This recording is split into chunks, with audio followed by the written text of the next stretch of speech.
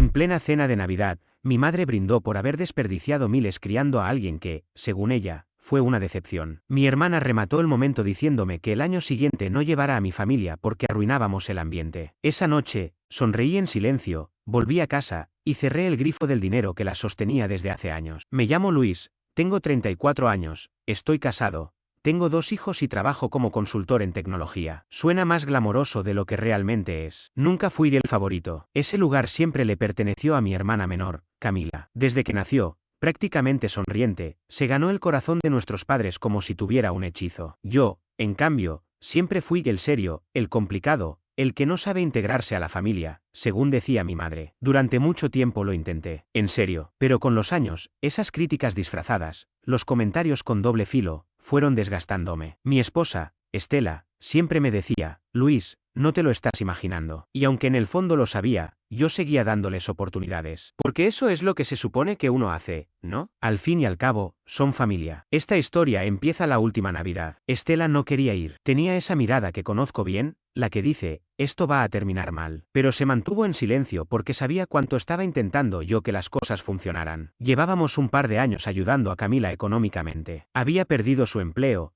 había salido de una relación bastante tóxica, y de repente, no podía pagar su alquiler. Nuestros padres le ofrecieron apoyo emocional, pero ni un solo centavo. Así que, como era de esperarse, nosotros dimos el paso. Cubría sus tarjetas de crédito, aportaba para su alquiler, incluso le enviaba comida a través de una aplicación de entregas, para que no sintiera vergüenza si alguien la veía recurriendo a bancos de alimentos. En aquel momento ni siquiera me lo cuestioné. Era mi hermana. Me dijo que solo necesitaba algo de tiempo. Ese poco de tiempo se convirtió en 18 meses. Llegamos a casa de mis padres en Nochebuena. Caía nieve como de postal, y las luces decorativas brillaban en la fachada. Por fuera, parecía la escena de una película navideña. Por dentro, era más bien una comedia de enredos disfuncional. Apenas cruzamos la puerta, mi madre me lanzó esa sonrisa apretada que no tocaba sus ojos. Camila ya estaba sentada en el sofá, con una copa de vino en la mano y un vestido rojo que seguramente costaba más que la mensualidad de su auto. Nos vio llegar, sonrió con arrogancia y agitó la mano como si no tuviera preocupaciones. La cena fue tensa. Cada vez que Estela intentaba participar en la conversación, mi madre la interrumpía. Camila no paraba de preguntarle a mis hijos, de 7 y 5 años, si por fin habían aprendido a comportarse en público. En el postre, me mordí la lengua con tanta fuerza que sentí el sabor a sangre. Entonces vino el brindis. Mi madre se puso de pie, levantó su copa de vino blanco y dijo, por la familia, por los nuevos comienzos y por aceptar que, a veces, uno gasta miles criando a un hijo, y termina con una decepción. El silencio fue absoluto. Estela deslizó su mano bajo la mesa y apretó la mía. Yo no reaccioné de inmediato. Solo la miré, mientras mi mente intentaba procesar lo que acababa de escuchar. Luego saqué el teléfono,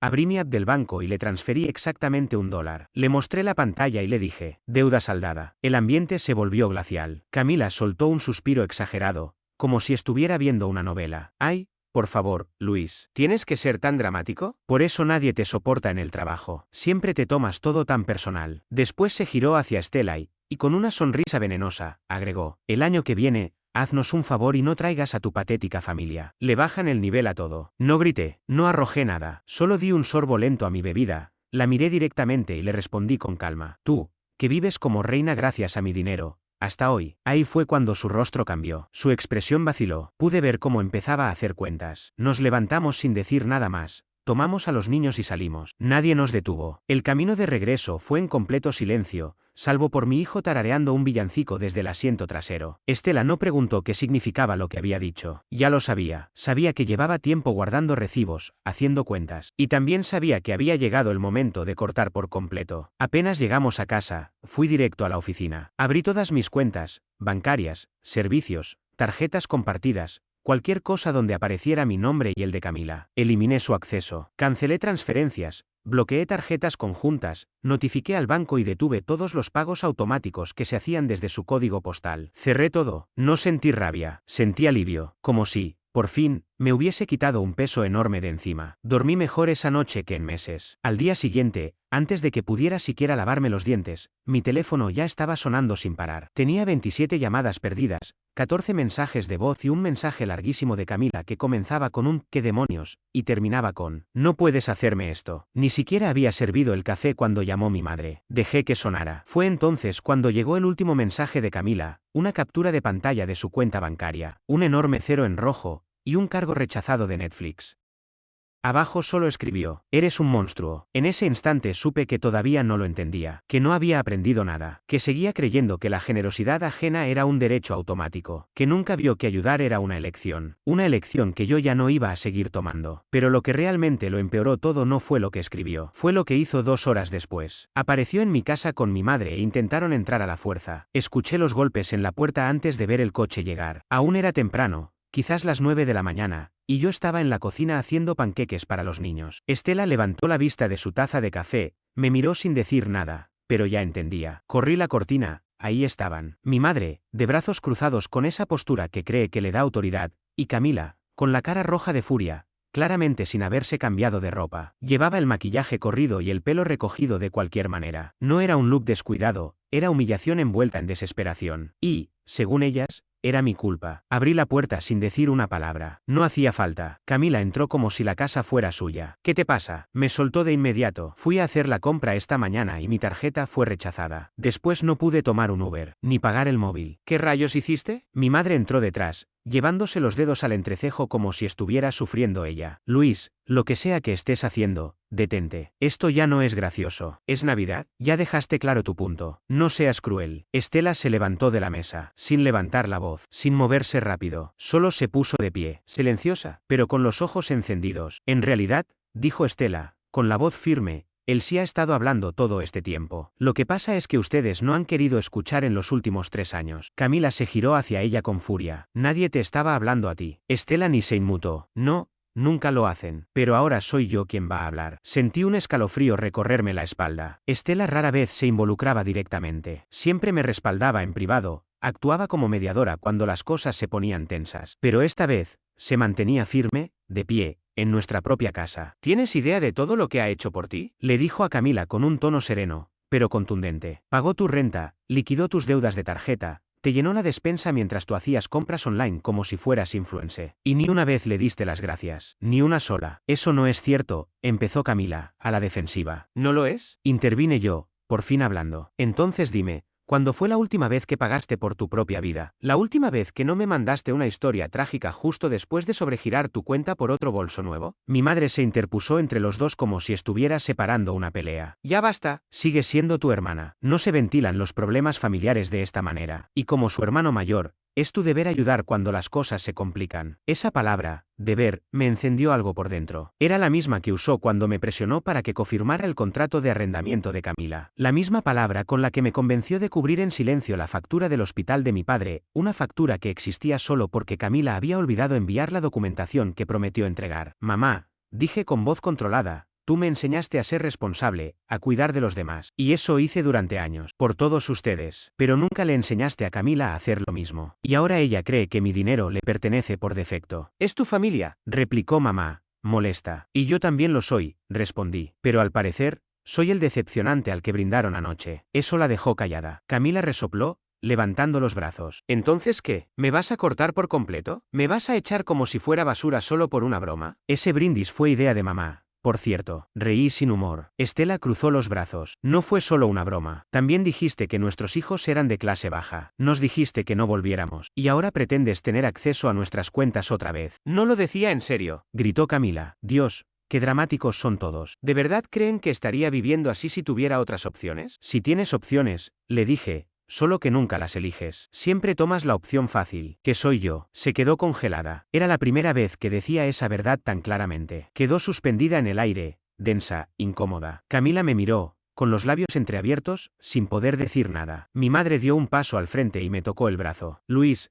dijo en voz baja, es tu hermana, somos tu familia, esto es cruel. Esa palabra dolió, cruel, como si lo que hacía fuera por venganza, como si no hubiera soportado años de insultos velados, deudas acumuladas y sacrificios invisibles solo para mantener la ilusión de una armonía familiar. No, respondí, esto no es venganza, es un límite, y uno que debí poner hace mucho tiempo. Fui hasta la mesita del recibidor, tomé un sobre blanco y se lo entregué a Camila. Ella lo abrió, intrigada. Dentro había un resumen meticuloso, cada gasto que había cubierto en los últimos 18 meses. Renta, servicios, deudas de tarjeta, suscripciones, incluso detalles menores como viajes en Uber y compras en tiendas de cosmética. Todo organizado, con fechas, colores y un total al final. Camila se quedó mirando el número. No te estoy pidiendo que lo devuelvas, dije. No se trata de eso. Solo quería que lo vieras. Que entendieras cuánto de mi vida te entregué. Se puso pálida. Mamá intentó arrebatarle el papel, pero Camila lo sostuvo como si le quemara en las manos. Hiciste un registro, susurró. Porque tenía que hacerlo, le respondí. Porque, en el fondo, sabía que un día iba a necesitar pruebas. Pruebas de que no estaba imaginando todo esto. Nadie dijo nada. Por primera vez en mi vida, no tenían una sola respuesta. Abrí la puerta. Ya pueden irse, dije. Feliz Navidad. Se fueron, pero la historia no terminó ahí, ni de cerca. Esa misma noche recibí una llamada. No fue de Camila, sino de alguien que no esperaba. Alguien con quien no hablaba desde hacía más de un año. Y lo que me dijo por teléfono me hizo comprender que todo esto era solo la punta del iceberg. La llamada llegó poco después de las 11. Estaba en la sala, con las luces bajas, viendo cómo Estela envolvía el último regalo para nuestro hijo menor. Los niños ya dormían arriba y la casa había alcanzado esa calma cálida de las noches festivas. Mi teléfono vibró una vez. Miré la pantalla, número desconocido. Estuve a punto de ignorarlo, pero el código de área me inquietó. Contesté. Era Alan, mi primo. No habíamos peleado, pero se había ido alejando de los conflictos familiares, especialmente después de lo que pasó en el funeral de su madre. Aquel día, mamá y Camila intentaron convertir el almuerzo posterior al servicio en una presentación de negocios para la nueva idea de Camila. Alan no dijo una sola palabra. Solo se fue. Simplemente se levantó, salió de la casa y no miró atrás. Por eso, cuando contesté el teléfono y reconocí su voz baja y cautelosa, supe que no se trataba de una llamada casual. Hola, Luis, perdona que llame tan tarde. ¿Tienes un minuto? Claro, ¿todo bien? Se quedó en silencio unos segundos, como si dudara si decir lo que tenía en mente. Me enteré de que Camila fue a tu casa esta mañana, con tu madre. Enderecé la espalda. ¿Cómo sabes eso? Porque me llamó apenas salió de ahí. Eso me sorprendió. Camila no hablaba con Alan desde hacía más de 2 años. La última vez que se comunicaron fue cuando le pidió $3.000 prestados supuestamente para reparar su coche y luego desapareció cuando él le pidió un plan de devolución. ¿Te llamó? Sí, dijo que la habías dejado sin apoyo, que la humillaste. Estaba llorando. Para ser sincero, me costó reconocerla al principio. Luego me pidió si podía transferirle algo de dinero para pagar unas cuentas mientras se estabiliza. Me llevé la mano a la frente, cansado. No lo puedo creer. Pero no te llamo por eso, agregó Alan, su tono endureciéndose. Le pregunté por qué no le pedí ayuda a tus padres y se rió. Dijo que ya no tienen nada, que lleva años sacándoles dinero y que todo lo que tienen es gracias a ti. Sentí como se me helaba la sangre. Alan continuó. Me contó que la casa de tus padres la estás pagando tú, que tu padre pidió un préstamo con el pretexto de ayudarte con tu negocio,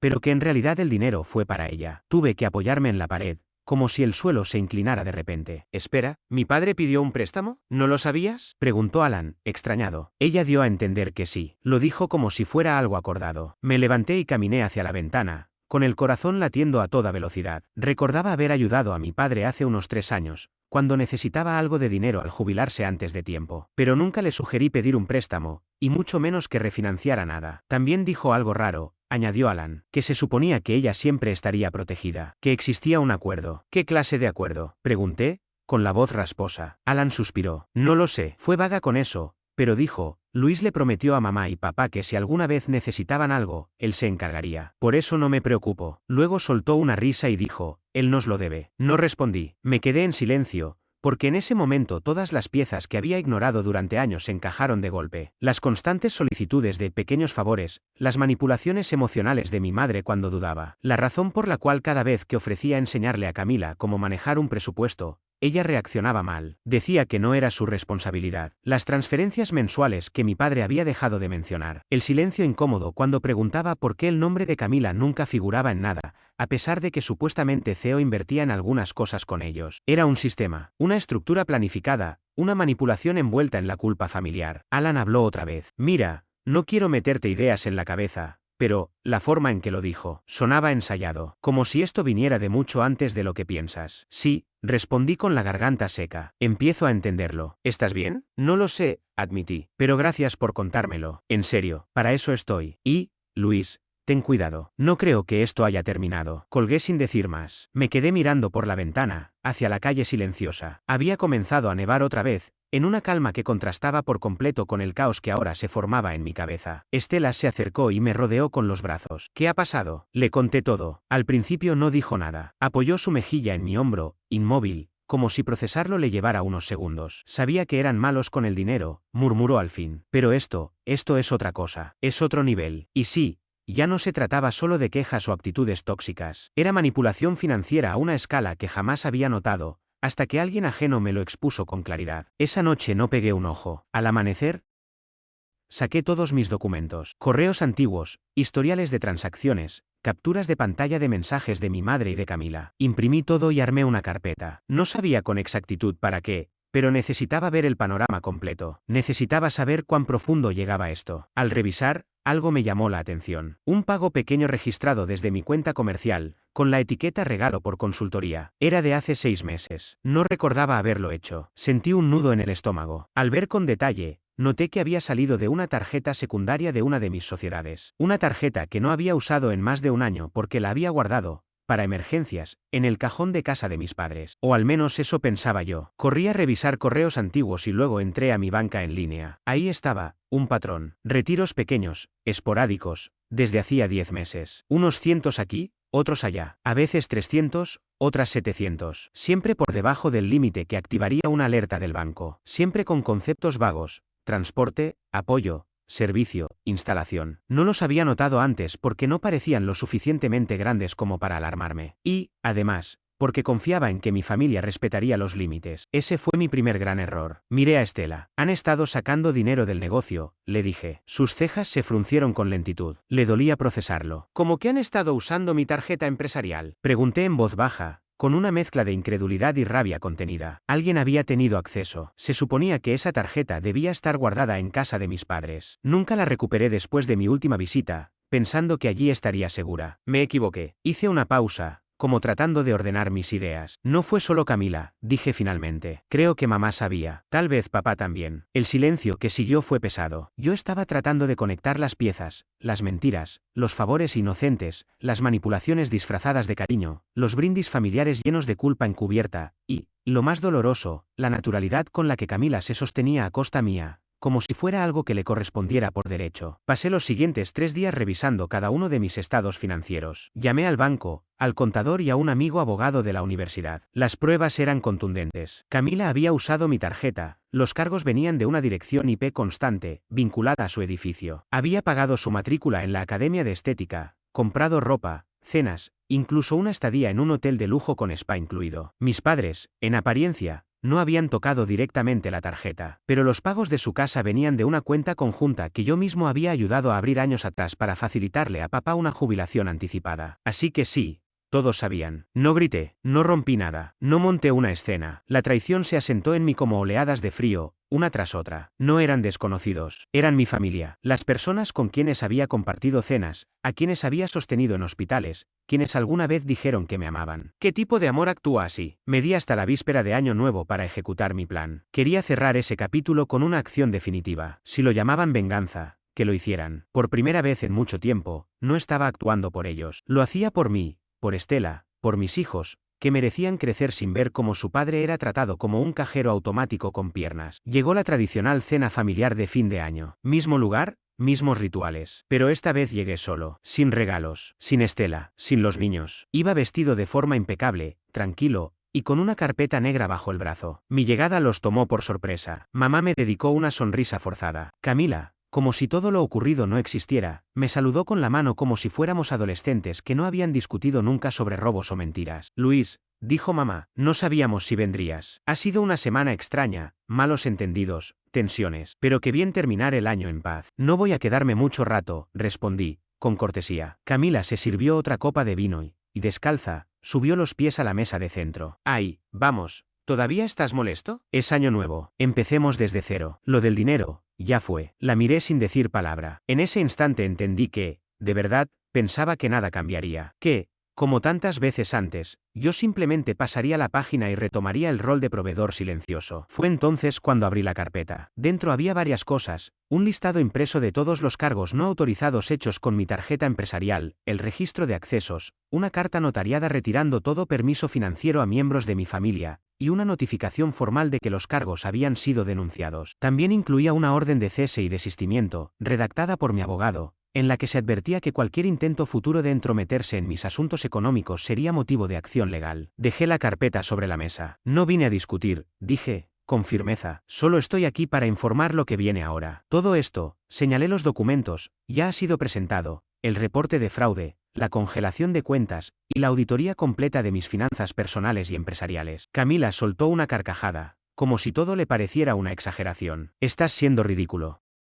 ¿De verdad vas a hacer todo esto por unos cientos de dólares? Miles, la corregí, y sí, porque no eran tuyos, y lo sabías. Mamá se levantó, los brazos cruzados, el rostro duro. ¿Vas a destruir a esta familia por dinero? La destruyeron ustedes, le respondí, el día que usaron la culpa como excusa para robar. Yo te di la vida, espetó ella, y yo les di mi confianza, le dije. Una de las dos cosas se rompió. Camila empezó a revolver los papeles, su rostro pálido. Murmuraba incoherencias. No puedes hacer esto, no hay pruebas. Esto es acoso. No, es responsabilidad, dije, y me puse de pie. Antes de salir, les dejé una última frase. Pasé años creyendo que ser el responsable significaba mantener la paz. Pero no, solo me convirtió en su red de seguridad. Y esa red se cortó esta noche. Me fui. Esa noche, Estela y yo nos sentamos junto al fuego con los niños. No hablamos del tema. No hacía falta. Por fin sentíamos libertad. Durante las semanas siguientes, Camila intentó comunicarse conmigo. Al principio, sus mensajes estaban cargados de reproches. Más tarde, intentó un tono compasivo, apelando a los recuerdos, y cuando eso tampoco funcionó,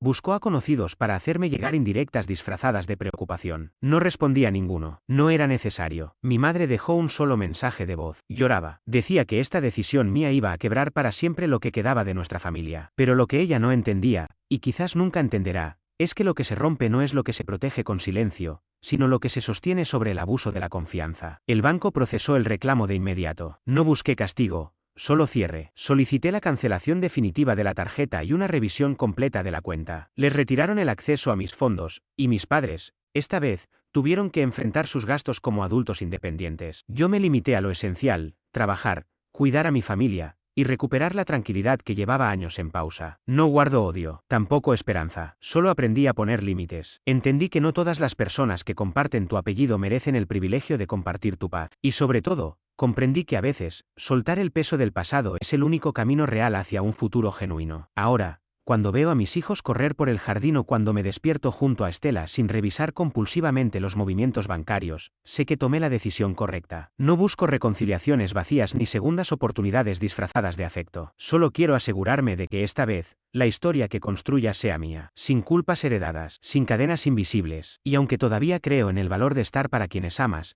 he aprendido que el amor real no pide sacrificios silenciosos ni exige fidelidad a costa de la dignidad. El amor real suma, acompaña y nunca obliga a desaparecer para sostener a otros. Esta vez, yo elegí aparecer para mí mismo.